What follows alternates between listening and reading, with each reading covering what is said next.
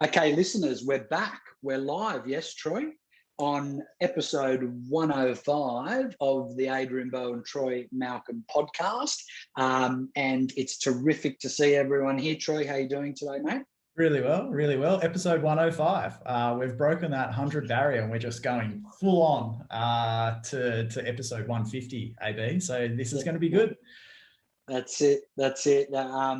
So yeah, really excited to be here. We've got some incredible, feedback from the last couple of episodes. A lot of messages, a lot of questions. We may not get to all the questions, but there was one in particular which stood out, Troy, which was the fact that we're in a shifting marketplace. The landscape's changing. You know, it's very palpable in the last 6 to 7 days that there seems to be a change in sentiment, certainly, from the government in terms of easing of restrictions, and that is permeating through to buyers, to sellers, to say, look, let's just get on with it. Let's buy, let's sell. We don't want to be held hostage, forever. We can't put our lives on hold forever. So, that lubrication, if you like, of property transaction is certainly top of mind for a lot of people. And look, with interest rates the way they are, I mean, if you're a buyer, why wouldn't you? If you're a seller, you've got premium prices being achieved, and you certainly don't need to be,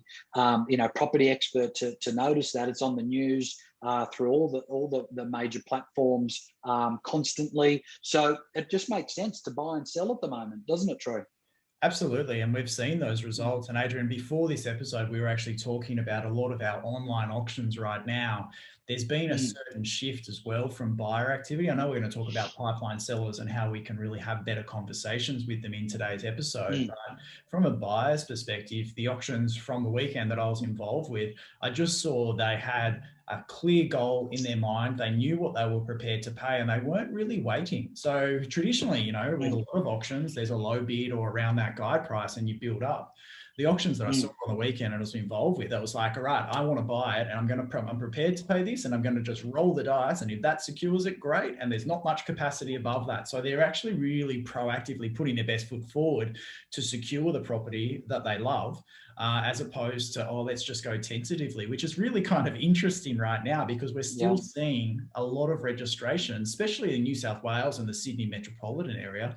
We're seeing a lot of registrations, in excess of 6, 7, 8 for each one of those auctions. So a lot of buyer activity out there, and that's probably going to flow on to the conversations we're going to be having today is around, those hangover buyers. They're out there, they want to buy, they've got money in their pocket. What are we doing to have the right conversations in a shifting market to get those clients to bring their properties to market and see those transactions? Well, auctions is the first tip then I think that we'll talk about, Troy, because the beauty with online auctions, and we've got to see the silver lining in everything. Like there's no doubt that, in-person auctions, on-site auctions are terrific. However, as you and I have learned now that we've had to pivot and adjust to online auctions, the first tip or hack to our listeners, Troy, is let's see the silver lining in these auctions. And one of the most effective tools that my immediate team and all my coaching clients have benefited from after me sort of explaining it in a bit more detail is the fact whether you're using Zoom or Auction Now, you can invite as many people as you like to actually view this auction, right? And whether they're buyers, whether they're progressing your sellers in your database, whether they're buyers sitting on the fence, whatever it might be, the reality of it is these people have got more time, Troy, and you've just got to send them the link and they'll sit there and they'll watch it. And the beauty of it is that it's going to provide and instill confidence in them to either buy or sell. Not that we're trying to force people to do either, but if you are a bit ambivalent about either, let me tell you, you've just got to view one of these on-site auctions or online auctions rather, and that would definitely create some confidence on both ends of the transaction because you can see activity, you can see competition, you can see pricing, you can see transparency. It's all there for you. Now, the best part about Zoom is obviously, you can just send the link to as many people as you like. The other great feature with Auction Now is you can actually conduct a auction invitation via a QR code in the form of a letterbox drop. And all that person has to do is hover on that QR code. And guess what? You get an extra callback list to actually pivot from in terms of name, phone number, email address. So I know my immediate team did letterbox drops, and suddenly there's an extra 30 or 40 people who weren't registered buyers, but what they call, observed people on the actual auction itself. What a great callback list to go through to talk through the auction and see how it went. So that's the first tip. Do your auction invite, share the link with as many people as you can, because it's going to support both of the stakeholders, in your future listings and sales, which are your buyers and sellers. And also, Adrian, the other part is that I love that after the auction, you can go back through that list of people that did follow and reach out to them and talk about the result and talk about how that affects the property price of their home, if they're locals, or what that means to them as a buyer right now in the market. The really smart agents are actually taking that information and really deep diving on it. The average agents that are not doing it, well, you're missing out on opportunities, because you might see 175, 100, 150 people following and watching that auction, along with those 8 registrations, and probably 60, 70% of those are actively bidding. There's a real big opportunity, and I agree with you. Invite as many of your potential pipeline sellers to watch those auctions. There's some great case studies that are playing out, especially if you've got that great relationship with your auctioneer. It's a great strategy to actually show them, get them comfortable with the process, so there's no surprises when it does come time for them to make the decision about their own home. Absolutely. Yeah, it's just such a great piece of technology. No matter which platform you're using, the opportunity's there. It's obviously up to the auctioneer and the agent and the vendor which platform they use, but it's something that we just can't ignore. So I go to my second hack for a changing landscape or a shifting market, Troy, whatever we want to call it, which is really doubling down on technology. Now, that's a broad hack, right? But in saying that, there's nothing like a crisis or a pandemic to deliver us an opportunity. Okay. Now, the opportunity I see is just a much better way of communicating and connecting with buyers and sellers. So does that mean that we replace the traditional form of calling people, doing our prospecting? No, but we need to introduce an and strategy, which is a complement to traditional forms of prospecting. And frankly, the best results I've seen, Troy, has definitely been through, say, using an external telemarketing company, someone like K2X, for example. So there's so many of my clients, and if you are interested, please email me. Just go to adrianbo.com and you'll find my email address. Email me, because any client that I refer, you do get a special rate. And let me tell you, there's just so many people that have had orphan data, Troy, that they've plugged into K2X, who are all associate onshore agents.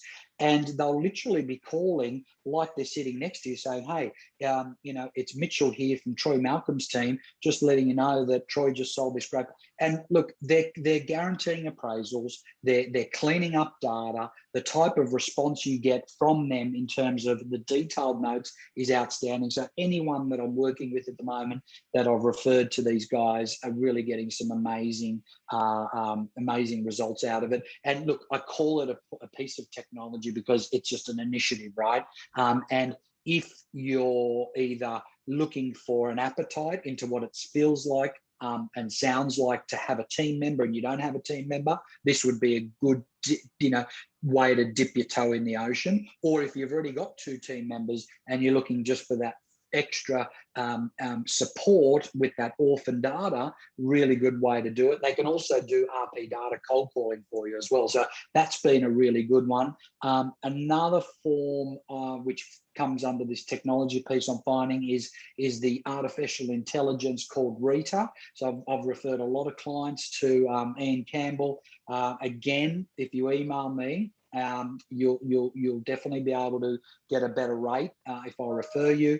And these guys are outstanding. So effectively, if you're not familiar with Rita, basically what it is a piece of artificial intelligence that if you feed your database into it, it's basically having conversations passively in the background via SMS talking about just listed, just sold. So it's basically a geo-targeting your database on your behalf up until a point that the transcript, because that's what they call it, that transcript between the client and you on SMS, gets to a point where you actually can appraise the property. So that's one part of it. The other part of it is where you can wash your database with this intelligence, and it'll provide some sort of prediction around who we feel is ready to possibly sell as well. So that's been working really, really well for a lot of my clients. Those two things in particular I've found have been really great hacks for anyone looking for that extra layer on top of their existing business. Yeah, the next one, Adrian, that I'm going to talk about is obviously the power of video and social media. And we know that not all social media and not all video is good, but here's the thing. If you're not doing any, you're definitely missing the opportunity to be interacting with your clients. I don't think there's ever been a time in the history of the planet, Adrian, where we've all been looking at our little devices more so than we are now. I don't know about you, but I get a notification every time, and it's like percentage increase of the amount of screen time I'm looking at my phone, which is a separate thing. But for the agents out there that are looking to interact with their clients, that are not currently seeing them open for inspections, that are not currently seeing them at all their community activities, this is the way that you're going to actually be engaging with them. Now, what does that look like? Well, it's exactly the same process of what you've been doing. Just listed, just sold, market updates, case studies, interviews, suburb reports. I know that, Adrian, those that follow you do a suburb review and a little bit of the history of the area that gets great traction. And it really does plant the seed with clients that you're a hyper local knowledge expert. And so for those that aren't doing it, I would identify the three main platforms that you need to be super active on. Facebook and Instagram, they're one in the same really, and also LinkedIn. Now, in my opinion, those three are where most of our particular clientele spend a lot of their time. You look at the dollar value, you look at the type of demographic that's attracted to those platforms, definitely in real estate eyes, that's where you need to be. So I know there's huge success for those that have been doing it for quite some time. If you haven't done it, now is the opportunity. Now is the opportunity. Never a better time, because more people are looking at your phones. And remember that the first one is never going to be your best one. That's the luxury of digital, that you get to do it time and time again. And then, Adrian, that flows on to the layer effect in regards to social media. They see one post and then they see something else, and then they see a deal that goes into the letterbox, and then they get an email from you. You start to have a layered approach that really does become the brand of attraction. And they're like, oh, that Adrian Bo, he's absolutely everywhere. I need to speak to him about my property. Absolutely. Look, and we've talked about it ad nauseum on this podcast, Troy, that, social media is no longer optional. You're either on the bus or you're getting left behind. Is it going to directly, secure you 2 listings every single month? No. Will it indirectly create profile, which will generate sales and listings? Absolutely. And it's not the silver bullet. It doesn't work in isolation. As I said from the start, that all these layers or hacks or tips that we're talking about, they're all there to complement the traditional form of prospecting, which is jumping on the phone. So you can't just rely on these things in isolation. You've got to do both. But look, there's no doubt about it, Troy. Anyone that I'm working with closely, I've got a separate module, which is a 3-hour social media masterclass, but, that could be something you're interested in. But if not, my little tip to everyone is definitely bias video over static or photo content. That's tip number 1. Tip number 2 is post everything through your business page and then link it to your Instagram page, so your business Facebook page, and make sure you just link your Instagram page.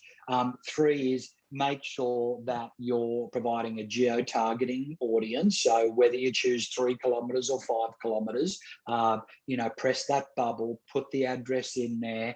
And then the 4th tip is, which a lot of people miss out on, Troy, is those characteristics, or those special interests. And you just need to scroll the phone up a little bit further, because sometimes it can be hidden there, but certainly tip on those characteristics. Don't overthink it. Just punch in 15 to 20. That's the magic number that I've found that the algorithm tends to enjoy in order to disseminate the information as best as possible.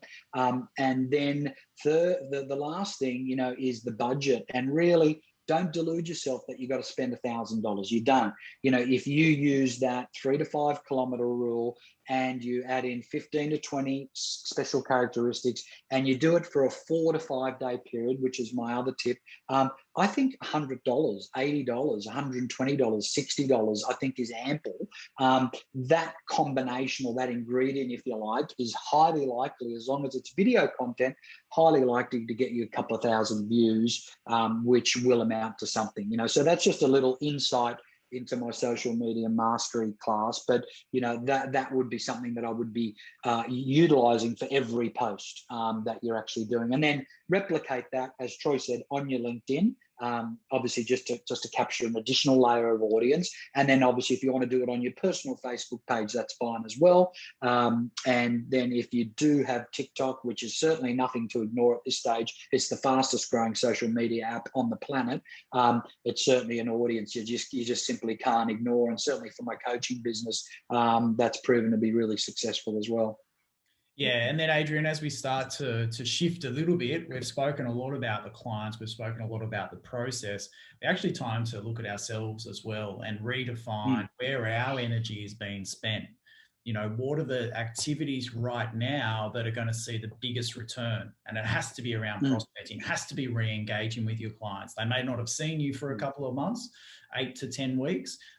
What are you doing right now to really re-engage with them? And some of the stuff we've spoken about is definitely that layers, but also having that phone contact and engaging with them is definitely going to lead them to making better decisions, and also putting a timeline or a call to action at the end of that call to say, right, as we come out of the restrictions, looks like it will be mid-October that we're going to see the restrictions ease in a lot of the metropolitan markets. How about I organise a time to come and see you face to face, because I know you want to be out before Christmas and into the new home. How does that sound, Mr. and Mrs. Jones? So focusing on that in a shifting market and setting your calendar and appointments up for when those restrictions ease, pretty exciting stuff, right? Oh, look, there's no doubt, Troy. I mean, anyone that's prospecting without retasking, to use, CRM language, or without rescheduling, you might as well not even prospect to start with, because as you know, Troy, I'm a massive advocate of making the calls, but then also writing detailed notes and then rescheduling that call. So, I often talk about waving the magic wand, pressing your task item on Agent Box or Box and Dice or Microsoft Outlook, or even just your calendar, or Vault, or whatever it might be, and there's a list of 20 to 30 names that you've got to call that day that was scheduled to call 2 weeks ago or 3 months ago, and that's your call list. That's your big rock. That's a non-negotiable. That's an appointment with yourself that you cannot cannibalize or miss out on, right? That way the rest of the day is going to just seem so much easier, right? Because you're in reactive mode, you're putting deals together, presenting offers, and showing buys through real estate. So that small part of your day needs to be hyper proactive, hyper structured, hyper organized, but don't delude yourself to think that 100% of your day needs to be hyper structured, hyper organized, and hyper proactive, because that's not what real estate's about. It's a very fluid industry, and it's a very fluid 24-hour cycle. Yeah, perfect. Well, Adrian, as we wrap up this episode, final thoughts before we let our listeners go and listen to this episode and then get back for episode 106. I think this is a really important time in our real estate cycle. Not only are we hitting spring, we're in the momentum there, we're also seeing those restrictions ease, and we're seeing the appetite for buyers out there to compete and also purchase and secure their properties. So really important time for real estate agents to stay focused, to really work out their priorities and get those activities happening to see the results they want to see before the end of the year.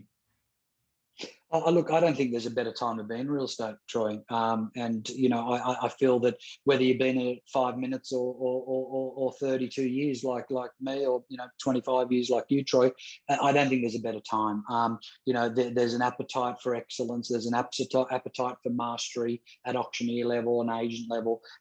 There's a shift in people's perception on things. I mean, this epidemic, or this pandemic, whatever you want to call it, we're almost on the other side of it, and I think you're going to see the best parts of clients. They're going to be putting things into perspective. They're going to be appreciating the small things. I just spoke to when we did our coaching session just prior to this with your agents, Troy, and I was speaking to to Sasha, who's your assistant, and she was saying, look, it just sounds silly, but I can't wait, for 2 weeks' time to go to the park with my girlfriends and have a little picnic.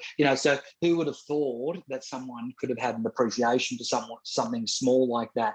And I think for society, that's a brilliant thing, an absolute brilliant thing, because there was a world pre 9/11 and a world post 9/11, and there was a world pre COVID and post COVID, and I think you're going to see the better sides of a lot of people, and obviously there's going to be more perspective and more appreciation, more gratitude, and that's a world we all want to live in, right? Yeah, absolutely. Absolutely. Adrian, thank you so much. Episode 105 team, make sure you're jumping on, leaving those questions, sending them through to Adrian and myself. We'd love to cover off. And I think next week, Adrian, we do have 3 or 4 questions that we said we would get through. So we're going to cover them off in episode 106, but episode 105 coming to a wrap. AB, we'll see you next week. Can't wait. Thanks, listeners. Thanks, Troy.